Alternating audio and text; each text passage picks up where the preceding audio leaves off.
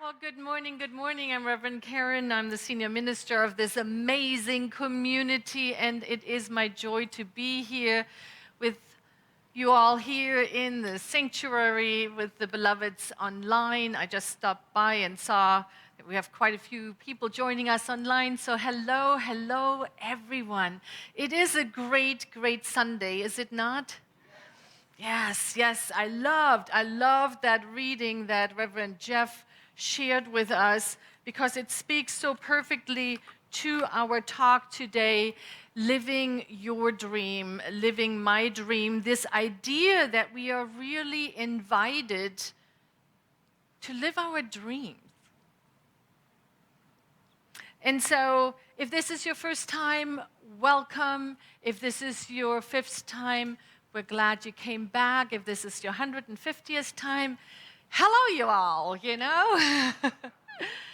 It's so good to be here. It's been a big week. If you get our newsletter, you know I had a big week, and I did not reveal what that big week was about in the newsletter, and that was on purpose. I had somebody point out to me, you never did tell us what your big week was about. I know. I do know. But I will reveal it today. So spiritual living,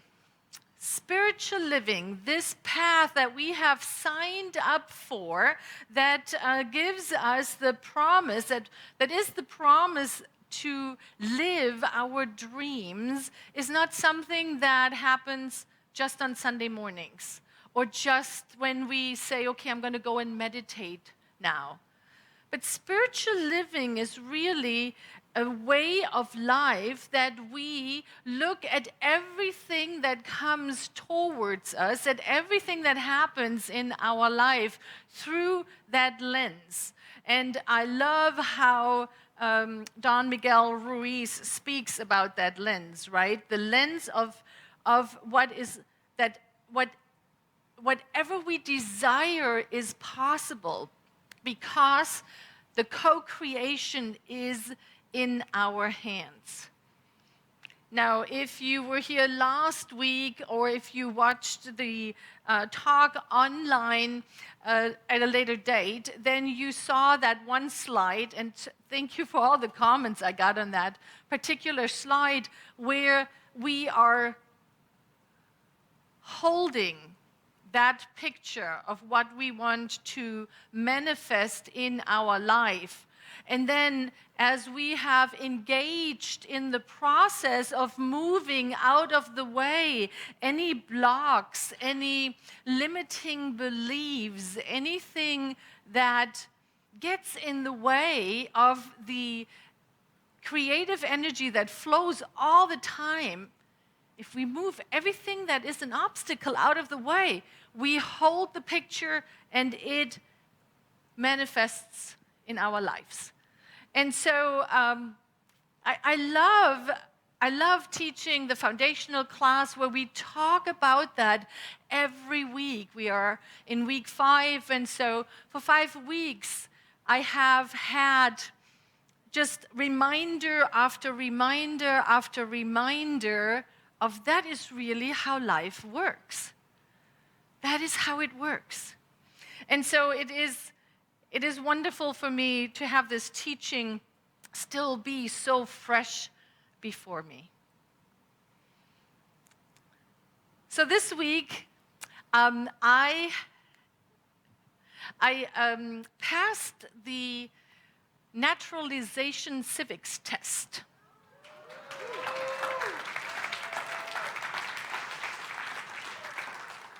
To some of you, that comes as a surprise because you said, haven't you been living in this country for 37 years? Yes, I have. I've lived here for 37 years, and I've been what is called a resident alien, which has all the rights, not all the rights. Obviously, there are a couple of rights you don't have. You can't vote and a couple other things. But I've lived in that status. And it wasn't until very recently that within me, this desire was born to become an American citizen. And so this week was the culmination of a 20 months process, and that test that so many people talk about when they ask you really, really interesting questions. And here is the interesting thing that happened. Throughout this process, and especially this week, I really connected with that young Karen, that Karen that came over at the ripe old age of 22 years old, and who couldn't even imagine how big this country is, how big the sky is here, how big a life can be created here. And it is just, it was very humbling this week for me to connect to that. And so it also clarified for me why I have devoted my life not only to evolving my own understanding of this teaching, of this way of life, but why it is my life's work to share this with the world, to give of myself to ensure that this center here, the New Vision Center for Spiritual Living, is a thriving center for many, many, many more generations to come long after I'm gone. I want to make sure to give my work towards that. And the reason for that is that I have learned that everyone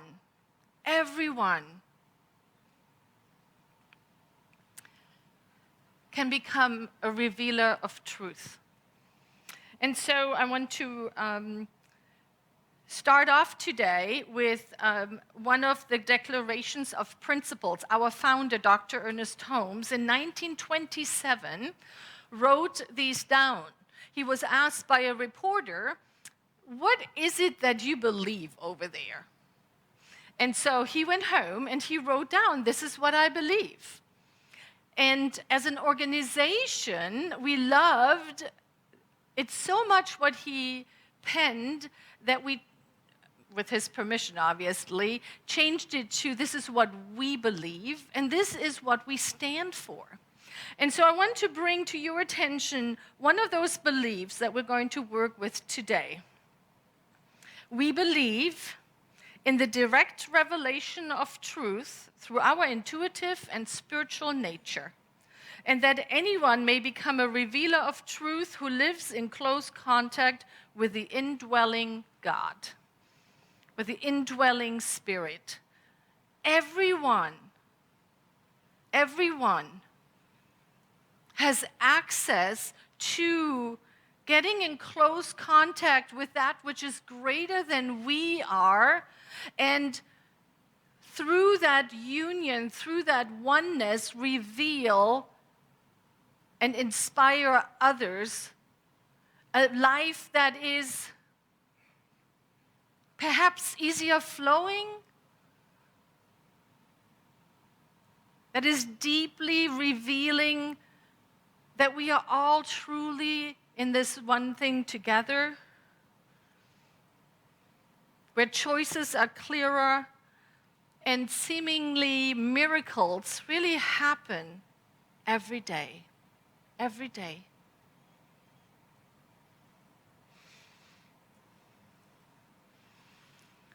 And so one of the tools that we can use to come into that closer relationship with our indwelling God, with the God of our own understanding, is through visualization. And I mentioned it last week, and I had a couple of people ask me to go a little deeper with that. And so that's what we're going to talk about today. How can we use visualization to allow us to live the dream that we have? You know, that what we always wanted to do. And if we are living it, how can we give it more oomph, more aliveness? So this is not only for those who have not yet realized their dream, but also if we're living our dream, how can we do it with more love, with more vigor? And so that is what we're going to do today.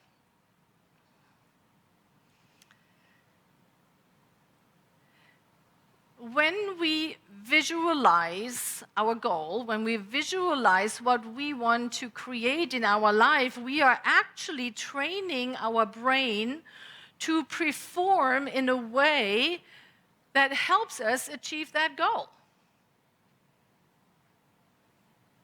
Let me say that again. When we visualize, we are changing those neural pathways. We are literally changing the way we are seeing the world, and hence the good that we are holding in our vision has a more direct and easier path to come into our experience. Now that is not news for many people, right? That is what we always talk about. That is the definition of the creative process. Now, I think what happens often with visualization is that people get hung up on, okay, what are the mechanics? How are we going to do this? It's almost like riding a bike. Can you imagine that every time you get to ride your bike, you think about, okay, the gears are going to go to the bigger gear that moves the wheels, and that propels me forward. No, we don't do that, right? If we want to go ride a bike, we just get on there and ride. And so I thought maybe what would be helpful if we just engage in a visualization, to take away a little bit this idea that we have to study a lot of time in order to do that, because frankly, we do it all the time. We always use our imagination. Often it is when it's like 2 o'clock in the morning and the teenager hasn't come home yet.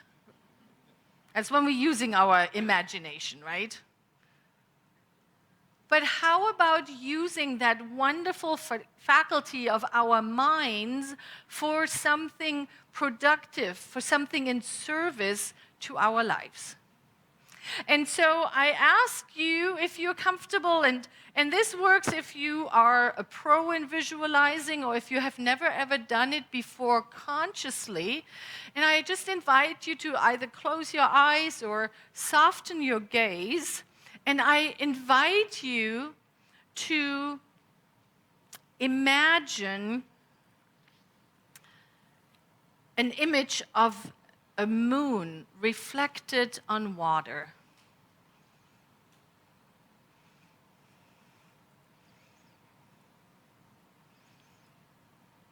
And just notice what colors you see. If yours is a full moon, or perhaps a half a moon, or perhaps just a beautiful sliver of a moon. And just see it reflected in that stillness and the still surface of a lake, perhaps. See if you notice any sounds, perhaps noticing the cool breeze on your skin. Just allow yourself to be there fully for just a few moments.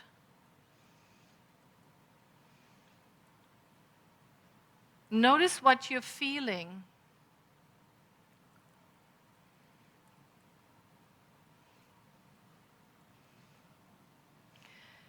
And now I invite you to allow that image to come even closer. Have the experience of melting in with that image. Noticing if you're melting with the reflection of the water, or perhaps you're melting with the moon that is hanging in the sky. Just allow it to take place. Notice how you feel.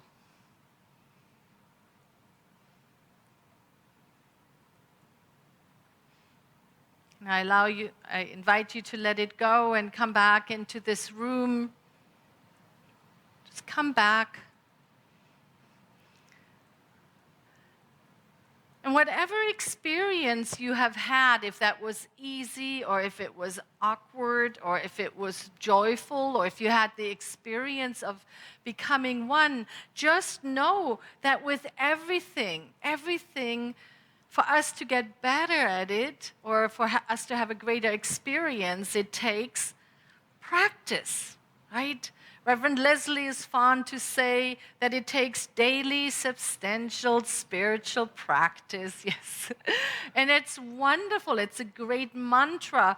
And so this invitation is really for us to have a look, where can I build in some visualization in my life? And there are a couple of steps that it takes for us to do that. But first and foremost, it has to come from within you. The desire to visualize, to give momentum to your dream has to come from you, from the very center of your being.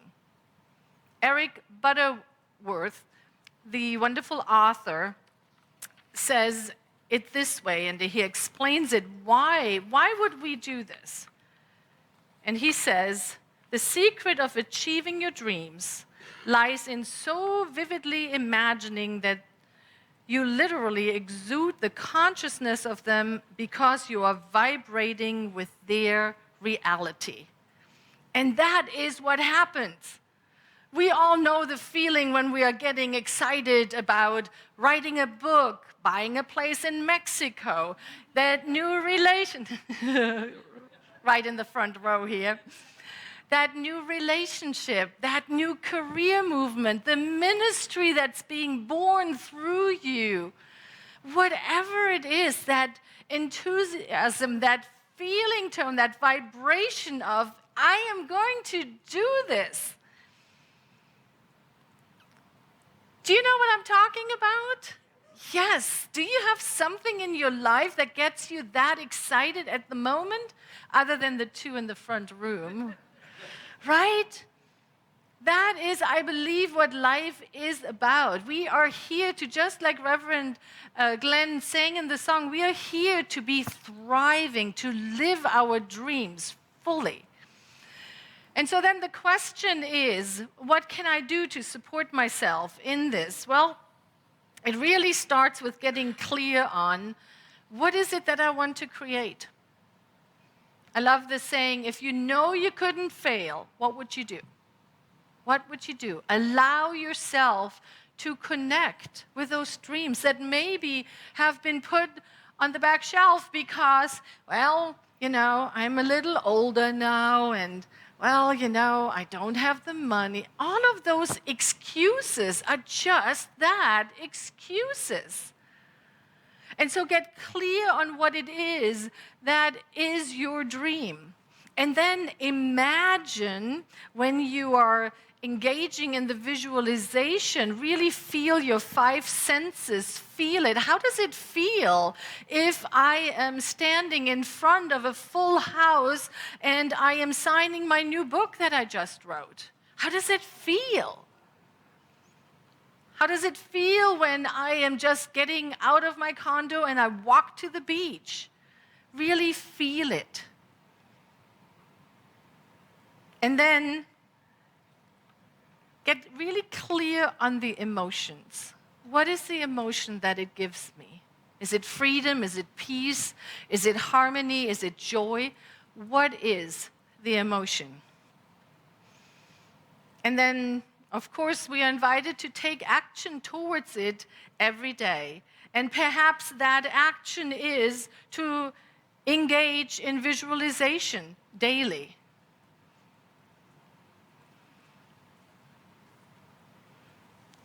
The author, Mary Morrissey, has a book that is Building Your Field of Dreams. And in there, I love that book, and in there she talks about that it is not only that we need to evaluate ourselves. Is this the dream that I want to live out? But we also have to have a look at our dream. Perhaps it is a dream that somebody else had for us. Maybe the dad was a lawyer and the kid is now a lawyer and they're having a child and they're thinking he's probably going to be a lawyer, right? There are dreams that kind of are born from someplace else than from the center of our being. Those are not the dreams we are talking about.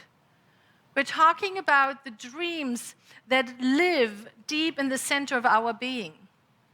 And so Mary Morrissey offers questions to evaluate, is this really my dream? And you can do a search on the internet and find these questions, but I think they're really important, and so I wanted to highlight them here today. And the first one is, does imagining living my dream enlivens me? Does it make me feel that enthusiasm? Does it bring me joy? I can't wait to see how this is going to unfold. And then the next question is, does this dream align with my core values? Wonderful, wonderful contemplation of what are my core values? What is most important to me? How do I want to show up in the world, and how do I show up in the world? And then is this dream in alignment with that? Will creating this dream cause me to grow? Yeah. Every dream that is worth pursuing will cause us not only to grow, but also the next question goes right in there. Will I need help from a greater power? Because, see, this is not an activity of our conscious brain. I am going to do this now. Those are goals, right? Those are goals. Those are very important, but those are goals. A dream is really something that I take a stand for, and I know I cannot do it alone. I know that it takes not only the support of people around me, but it takes the support of a higher power to bring forth my dream. And then the fifth question is, will creating this dream bring good for others? Will it bring good for others? Because we are not here for ourselves. We are here, as Ram Dass so beautifully says, to walk each other home.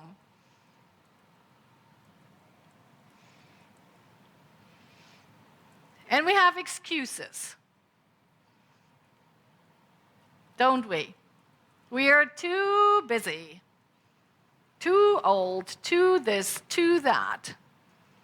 And we are so engaged in judging everything ahead of time, we never even get to the point to give it a shot. Brené Brown, a woman that I believe is really living her dream, says it this way: it's easy to see how difficult it is to make time for the important things such as creativity, gratitude, joy, and authenticity when we're spending enormous amounts of energy conforming and competing. And so visualization really then is an invitation to go beyond that place of where we are looking at, is my dream better? Can I do it? How can I do it? All of those very human experiences. How can we go beyond it? Well, that, beloved, is where a spiritual life helps us.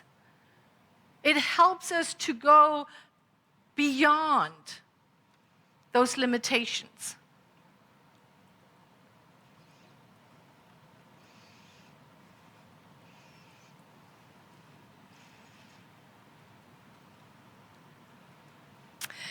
There's the invitation for us to see where in my life perhaps might be disharmony, or where is there not an authentic representation of who I am?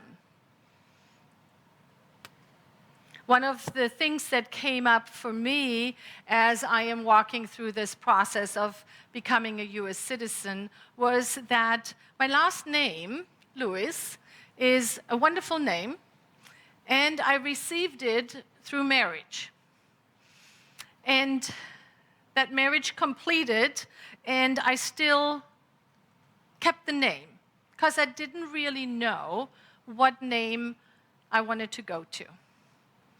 Well, through the process of really looking at who am I and what do I want to create, I connected with a name that feels a lot more like my name. And one of the perks of naturalization is you get to change your name if you so desire. So I decided to change my name to my mother's maiden name. And so I will be known as Karen Einhaus. Karen Einhaus. Now, what does that mean? Some people can guess. It means one house. It means one house, one unity, one wholeness, oneness.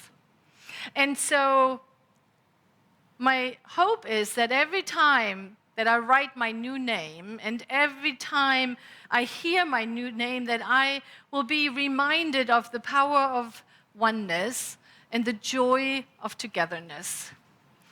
And so it's not quite legal yet. There are a couple more steps, but I wanted you to hear it first here. So when you hear someone referring to me as Karen Einhaus, you know why that is. Because I have chosen to take a name that is just mine. Choice is a big part of our teaching. And so for this next week, here is the invitation, beloveds. Take a look at your own life. See where you want to have movement, where you want to have a different experience, where you would like to bring your enthusiasm to bear, to make changes in the world. And then I invite you to give visualization a try. Give it a try. Try it out. See how it works for you. Really enjoy feeling it. It's like watching your own movie unfold and being excited about what is going to happen next. That is the invitation. That is why we are here. I'm so grateful we are on this journey together. And so it is.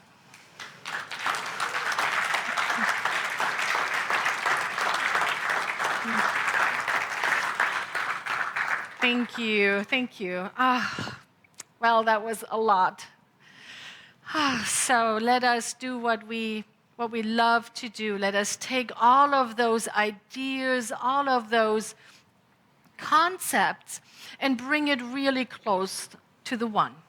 So I invite the practitioners of this teaching, the practitioners in training, the ministers, everyone who feels called to just rise and take a stand, indicating to that which is greater than we are, that we heard it, we got it. And so as we take a moment and recognize Sweet Spirit, the allness of life, the quality of love, of peace, of harmony, of joy, the quality of wholeness.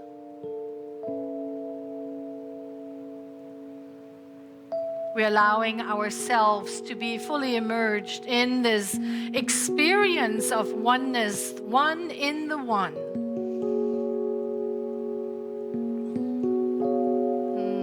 From deep in the center of our being, we're allowed to rise up the realization that we have these qualities at the very center of our being. the pattern of love, of peace, of harmony, of joy, of abundance. It is right here.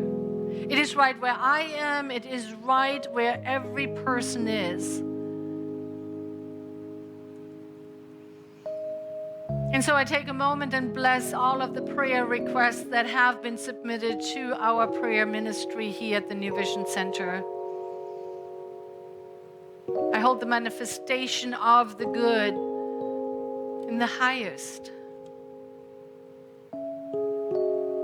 I see lives uplifted, relationships uplifted, love expanded. I see elegant solutions where perhaps there is cloudiness. I see clarity and wisdom and wholeness. And so it is from this place of deep gratitude that I simply place this word into universal law, the law that mirrors it back to us, the law that always says yes. Yes, my beloveds. Yes, it is already done. It is already so. I let it be. I call it good and very, very good. And together we anchor this truth as we say, so it is.